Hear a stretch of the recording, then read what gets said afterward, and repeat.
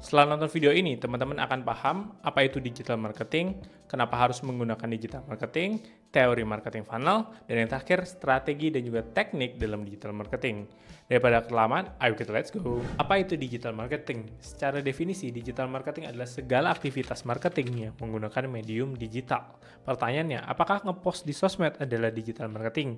Yes. Apakah bikin toko di marketplace adalah digital marketing?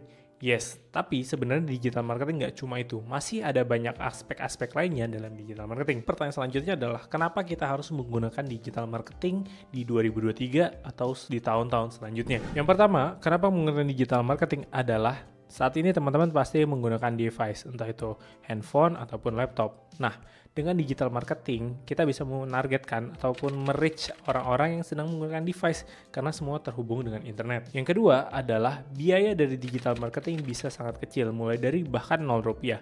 Konteksnya, misalkan teman-teman bikin sebuah konten terkait produk teman-teman, kemudian ternyata FYP, viral, dan sejenisnya. Salah satu contoh yang cukup relevan di Indonesia adalah Coursical. Awalnya Coursical itu direview oleh seseorang yang bahkan nggak dibayar oleh Coursical. Karena ada seseorang yang review, kemudian masuk FYP dan viral, akhirnya Coursical menjadi sebuah tren dan penjualannya pasti meningkat secara signifikan. Yang ketiga, kenapa kita menggunakan digital marketing, yaitu transparan.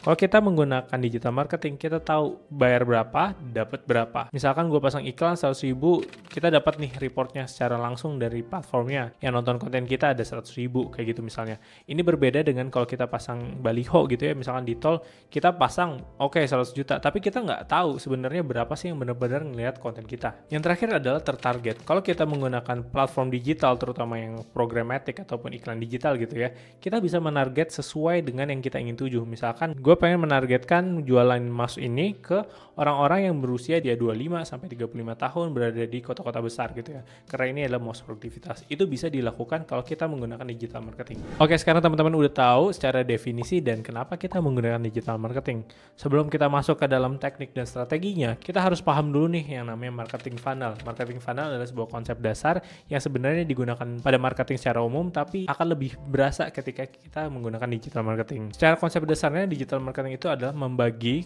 konsumen ke dalam suatu tahapan-tahapan gitu ya. Seperti ini gambarnya, marketing funnel gitu ya, corong gitu. Kenapa bentuknya corong? Karena gini, yang di bagian atas jumlahnya akan lebih banyak dibandingkan yang ada di bawah gitu ya. Makanya lebih sempit dan turun ke bawah. Nah, tahapannya itu apa aja sih? Nah, sebenarnya ada banyak banget nih teori-teori tentang marketing funnel. Ada AIDA, ada R, dan sejenisnya.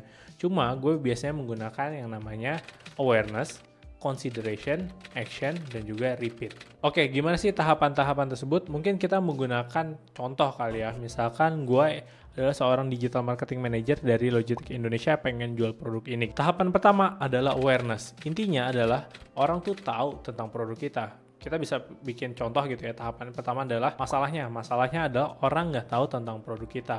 Terus tujuannya adalah supaya orang tahu. Nah, berapa sih target dari yang kita tuju? Misalkan 1 juta orang Indonesia tahu tentang produk kita.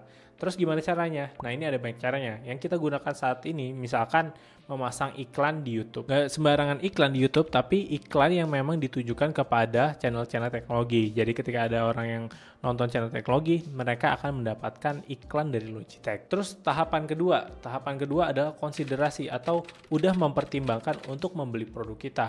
Nah, masalahnya orang tuh tahu tapi nggak lanjut gitu, nggak consider, nggak pengen gitu beli produknya. Tujuannya adalah kita pengen setidaknya ada 500.000 orang yang ada nih pikiran untuk melakukan pembelian produk ini. Gimana caranya bisa kita lakukan? Salah satu cara yang bisa kita gunakan untuk meningkatkan konsiderasi adalah bekerja sama dengan influencer ataupun YouTuber gitu ya.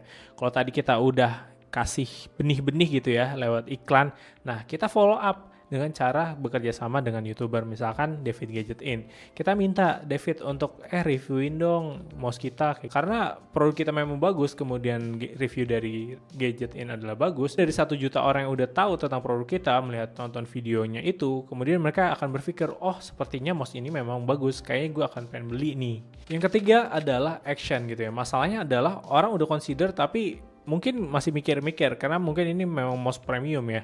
Nah, supaya kita bisa mendorong orang yang udah consider akhirnya melakukan pembelian, kita bisa melakukan dengan promo gitu. Misalkan kita kasih promo khusus pada tanggal tersebut. Misalkan tadi kerja sama-sama David Gadget In naik di 88 gitu ya, tanggal 8 Agustus. Terus misalkan potongan harga 50%.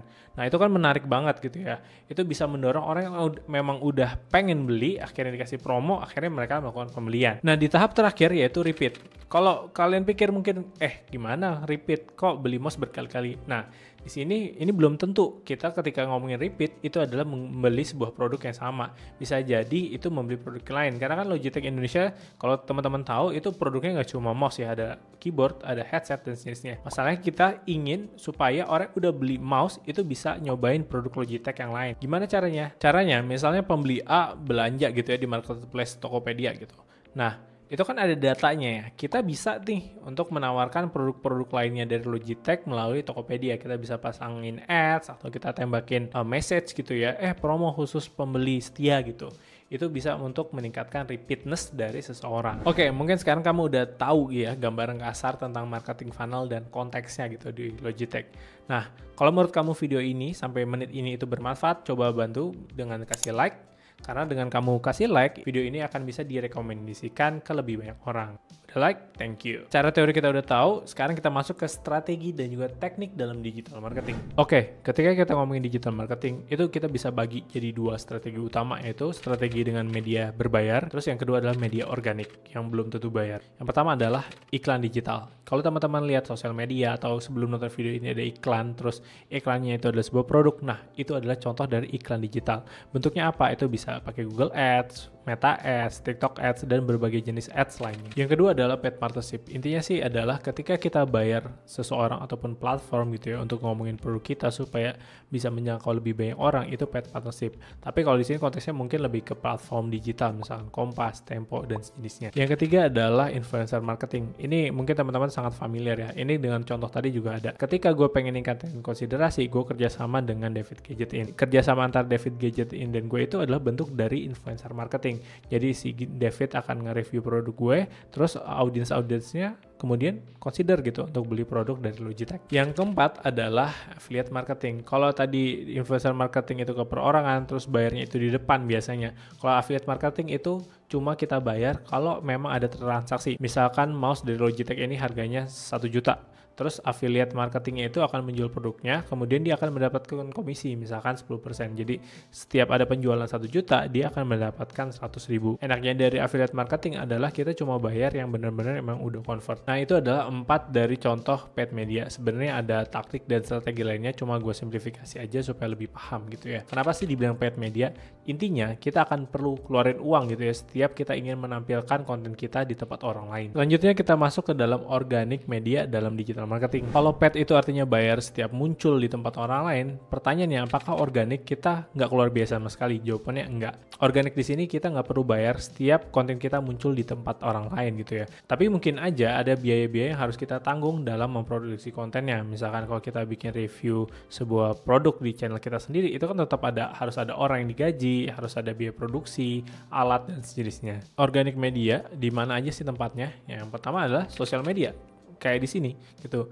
Misalkan ada sebuah brand ataupun produk, nge-review sebuah produk, kemudian dia viral, itu kan nggak harus bayar. Dan itu bisa menjangkau oleh seluruh pengguna yang ada dalam sosial media tersebut. Yang kedua adalah SEO, kepanjangannya adalah Search Engine Optimization. Jadi ketika ada seseorang ingin mencari kata kunci tertentu, misalkan mouse terbaik 2023, kemudian dia mencarinya di Google, kemudian paling atas adalah Logitech. Terus orang datang ke websitenya Logitech dan seterusnya. Itu adalah bentuk dari organic marketing. Jadi kita nggak keluar biaya supaya orang datang ke dalam website kita. Tapi sebenarnya SEO ini juga bisa sih dibilang YouTube. Karena kan YouTube itu adalah search engine nomor 2 terbesar di dunia. Jadi dengan kita membuat konten yang bisa dicari, itu adalah salah satu bentuk dari SEO. Walaupun memang SEO itu lebih ke Google sih. Yang terakhir adalah email ataupun CRM, Customer Relationship Management. Nah, di sini intinya adalah kita mengirimkan pesan kepada customer kita. Kalau kita fokus yang tadi ya, itu adalah fokus di repeat. Jadi ketika orang udah melakukan pembelian, kemudian kita pengen tawarin lagi, kita bisa menggunakan email ataupun push notification gitu ya, kayak ayo dong beli produk kita yang lainnya, kayak gitu. Misalkan, itu adalah contoh dari email marketing. Oke, pertanyaan selanjutnya, kenapa kita perlu paid padahal organik itu gratis? Jawabannya adalah organik itu butuh waktu. Jadi misalkan teman-teman bikin konten hari ini, mungkin baru 3 minggu atau 3 bulan ke depan gitu ya, kontennya itu bisa paling atas di Google kayak gitu. Sedangkan kalau teman-teman pengen langsung muncul gitu ya paling atas, ya udah pasang aja di Google Ads gitu. Jadi ketika ada yang nyari mouse terbaik 2023, itu bisa langsung paling atas kalau pakai Google Ads berbayar kayak gitu. Nah, ketika seorang digital marketer handal itu bisa mengalokasikan budget juga teman-teman. Jadi misalkan punya budget 100 juta untuk 1 bulan, dia bisa mengalokasikan segini untuk paid, segini untuk media, estimasinya segini. Yang paling optimal di antara keduanya kayak gitu. Itu adalah salah satu indikator seorang digital marketer yang handal. Oke, sekarang teman-teman udah paham konsep dasar dari digital marketing, mulai dari definisi, kenapa perlu digital marketing funnel, hingga strategi yang bisa digunakan untuk digital marketing. Di sini adalah intro aja ya, jadi belum begitu dalam, masih cukup dasar, tapi kalau teman-teman ada yang ingin dibahas, pertanyaan apapun terkait digital marketing, bisa langsung komen di bawah, nanti gue bantu jawab atau gue bikinin kontennya sekalian. Dan buat kamu yang pengen lebih tahu tentang digital marketing, langsung subscribe aja, karena kita akan bahas di video-video selanjutnya. Bye!